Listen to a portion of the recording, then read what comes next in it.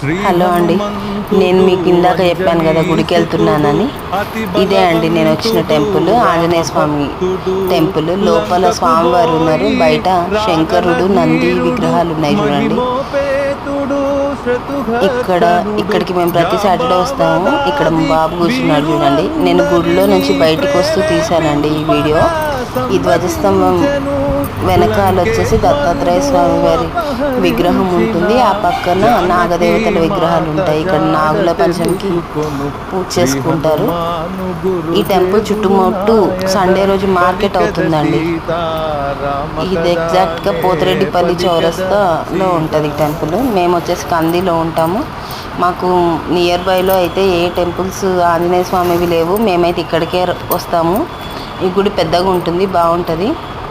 నాకైతే బాగా నచ్చుతుంది ఈ టెంపుల్. మా పిల్లలు, మా వారు కూడా ఇక్కడికే వస్తారు.